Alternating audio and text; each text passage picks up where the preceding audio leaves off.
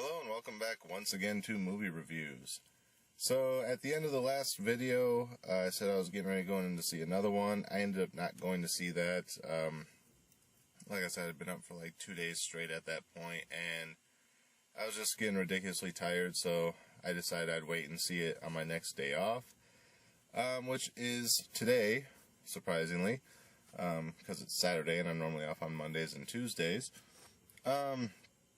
But I still didn't go see the movie today. It started kind of late in the afternoon, and I had a few other things to do, so I thought, okay, I'll time it out to where I get there right around the time it starts.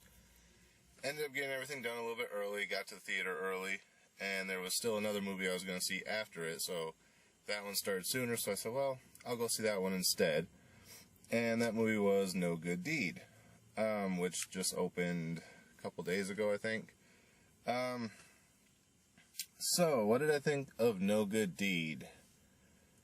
I thought it was a pretty well done movie. It still sticks to a lot of the stereotypical movie tropes that happen in most movies, but at the same time, it wasn't boring, I'll give it that. It did drag at one small point, but the whole movie was only 84 minutes, which actually you didn't notice the drag that bad, because by the time you normally would have been like, okay, come on, let's move forward in the story, it did. So yeah, I'm actually surprised how short the movie was, because it clocked in under 90 minutes. Probably one of the shortest credit sequences I've ever seen, too. But there was only like 4 actors in the whole thing, so, and it all took place in 3 locations, so not a whole lot to credit there, yeah, so it starts out with Idris Elba's characters in prison. He's being transported to wherever the hell they do your parole hearings, I don't know. So he's, the one security guard's kind of talking to him, trying to be friendly, that typical friendly security guard that tries to be friends with the prisoners, and then when he needs to step up and be a security guard, everyone's like, hey, I thought we were friends, that type of guy. And, of course, they have the second security guard, which is the dick security guard, like, they pay me to watch you, not to talk to you type of guy. So the whole good cop, bad cop angle. So he goes in for his parole. He starts talking to the parole board, saying how he's reformed and everything, and at first it looks like the parole board's buying it. And then one member, steps up and says, I've actually done some homework on this guy, and, he's kind of a charlatan, everything he just told you is kind of bullshit. And it basically comes down to, in order for him to get paroled, it had to be a unanimous decision, just because this one guy questioned his motives. He gets denied parole. And it's going to be like another 5 years before they reconvene or whatever for his next parole hearing. So then he's being escorted back to prison, of course. He breaks out, he catches the bad, I'm not paid to talk to you security guard off guard, and basically takes him hostage, and the friendly security guard pulls his gun on him, and he's like, I don't want to hurt you, you don't want to hurt me, just put it down, let me go, and you'll both survive, this, and they'll probably catch me eventually down the road anyway. So the other security guard, he's older, trusting guy, and, so he sets his gun down thinking, okay, he'll let us live. Never trust a criminal. Period. I'm not going to tell you what happens there, but you can probably guess. So he gets away. Then we cut over to the protagonist of the movie, I guess, the female lead. So she's at her house. They're doing some construction work in her yard and whatnot. Her kids are running around. Well, one kid's running around. She's got 2 kids. One's a small infant baby. The other one's probably 4 or 5 years old. Maybe 3 or 4. And she's kind of being rambunctious and noisy. And she's, so you can kind of see, like, she's got this hectic life of a stay-at-home mom. So then her friend comes in, they're her BFF since college. And of course this girl, is the typical, I don't have a boyfriend, but I'm going to give you relationship advice type of person. So, she's kind of telling her, we need to just have a girls' night since your husband's going to be out of town because it's supposedly his dad's birthday and they're going golfing together, going on some golfing trip, I guess. So, so they're going to have a girls' night. Then we cut back over to Idris Elba's character who has caught up with his ex-girlfriend, or she was his girlfriend when he went to prison. Turns out she's seeing someone else, so, of course, being a criminal, he loses his shit. And, so then he's leaving there after what happens there happens. I'm trying not to give away too much of it. So he leaves there, and it's raining out. Storm's coming in, which is why the construction crew had left the other lady's house, because it was starting to rain. Plus, it was the weekend, so they wouldn't be back until Monday. So he's leaving his girlfriend's house, and because it starts raining, his car skids off the road and hits a tree. So he wanders up to this house, and, the part they show you in the preview, he knocks on the door, says, my car went off the road, do you mind if I use your phone? So, of course, she lets him use the phone out on the walkway, and, he's like, okay, I'm going to go wait for the tow truck, and she's like, typical female response, it's raining, I can't make him stand out there in the rain, even though I don't know him, and it's a little suspicious, blah, blah, blah. But she lets him come inside, and they're just kind of hanging out, talking to each other, bullshitting, whatever. And at first, she kind of looks a little suspicious towards him, but then she kind of starts to trust, it's just an average guy, his car broke down, whatever. So they're kind of being friendly. And then little minor things occasionally will spark her interest, like, that's a little odd, but then, like, something else happens to where it goes back to her trusting him. So then her friend comes back, and for the girls' night, and she's like, I didn't realize you had company. And she's like, oh, no, his car went off the road, he's just waiting for the tow truck, and, I'm just helping him out. So she goes off to do something in the kitchen. I forget what the hell she was doing. And so the friend's talking to his character, and, she's kind of questioning, like, oh, where do you live? And he goes, I live over on River Drive. She goes, oh, really? I know most of the families over there. I'm a realtor. She's like, whereabouts do you live over there? And, she's kind of like milking him for information. He's trying to avoid telling her, but he's trying to do it subtly, like, why, are you going to stalk me? And she goes, hey, like, you wish type of thing, and he's being evasive about it, but he's clever enough that he can be evasive without causing too much suspicion. And then, of course, right when the friend's getting suspicious, something random happens to distract them from the conversation they were having, which, because of the storm, a tree branch came through the kitchen window, so they both go running in there to see if she's all right. And then, so they have this back and forth, back and forth. Then the friend is taken out of the equation. I'm not going to say how or why, but she's removed from the picture. And it's just back to Idris Elba and the woman's character. I cannot think of her damn name.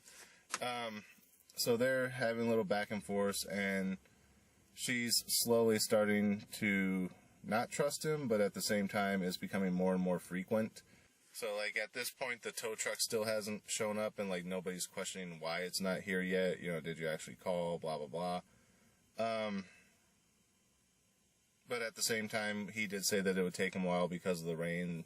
So, I mean, again, it's not overly suspicious, but by the amount of time that's passed, it should have been there by now, or they should have got a call back or something. But she's only just slightly becoming suspicious of him at this point. And then when the friend leaves, supposedly, she's like, well, was she upset when she left, even though there was no reason she would have been upset? So she's like, well, I should call her and make sure she's okay in case she was upset. And that's when she starts realizing the phone's dead, and then she gets even more suspicious. And this is the point when everything finally comes together and she realizes, hey, this guy might be a problem.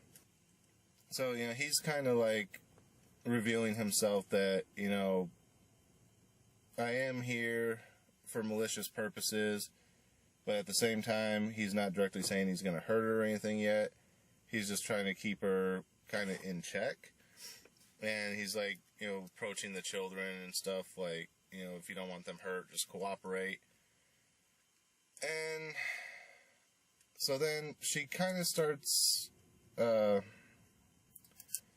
when he's, playing with the daughter in the room and she's like, just leave, just, put her down, leave her alone, let's go back out in the other room. And once they're back in the other room is when she finally confronts him about why he's there, and then, of course, a fight breaks out. So, stupidly, well, not so stupidly, during the fight, she manages to get into another room. They have a separate phone line for their fax machine. She uses it to call 911. But then, stupidly on her part, once he finally gets into the room and gets a hold of her, she says, I've called the cops, they're on their way. If you just leave now, they're not going to be able to catch you, I won't pursue you because you haven't hurt me or my children yet. And then, he's kind of realizing, yeah, we need to leave. And, he says, go get the kids, let's all go. So then they're driving, and, as they're driving away, she comments again that, since the cops are called, they get there, I'm not there, and there's signs of a struggle, they're going to run my tags, and as soon as they see my vehicle, I'm going to get pulled over. Again, okay, why are you helping this guy who's taking you hostage? She just, repeatedly does this throughout the movie. Every time she has an upper hand or she could possibly use it to her advantage, she tells him about it. It's like, hey, you could potentially get away, but you could do this too. And of course he does it. And it's like, Jesus, woman, you're supposed to be the smarter one here. Why are you telling him all this stuff that's going to benefit him in the long run? So they drive off and they go back to his girlfriend's house, who, where he was earlier. So that's where they're going to be hidden away for a little while. And there's this bit that was set up earlier about her car alarm going off and the button to turn it off not working.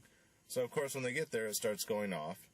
And the button's not working, so he's got to go out and turn it off manually, otherwise it could raise suspicion.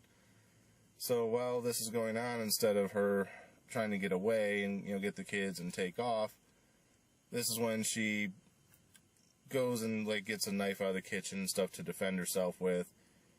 And then, a fight ensues again. She gets away from him again.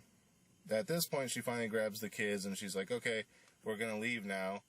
And she's trying to sneak out of the house and he's circling the house trying to look for her. And, of course, everything comes to a head. I'm not going to tell you what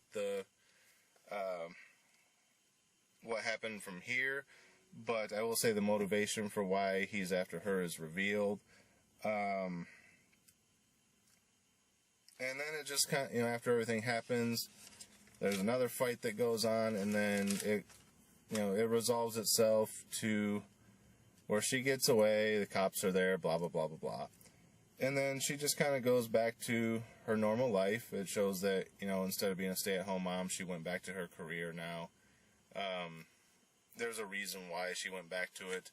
But, she's just kind of taken her life back, which I guess in a way he helped her do that, because she said that, she used to be strong and independent and powerful, and ever since she got married, that kind of went away from her because she decided to be a stay-at-home mom. But now she has her drive back, I guess, because of him, because he brought out this fighting spirit in her when she was trying to keep herself and her kids safe.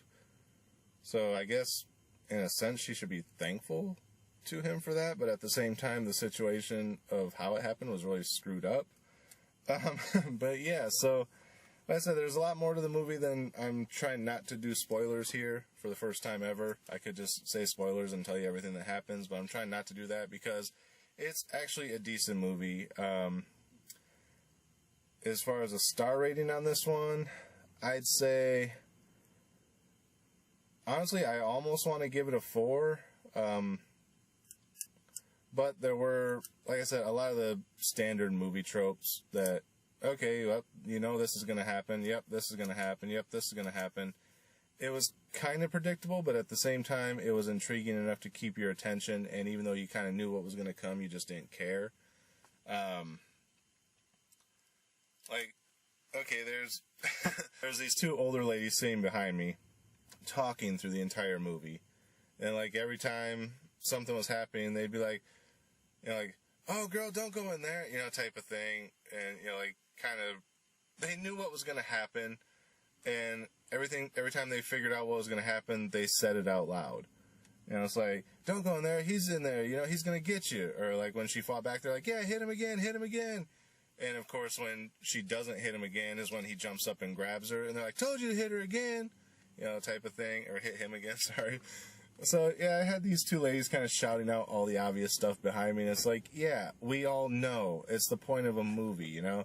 So, yeah, it's like, it was kind of predictable. So, I almost want to give it a 4.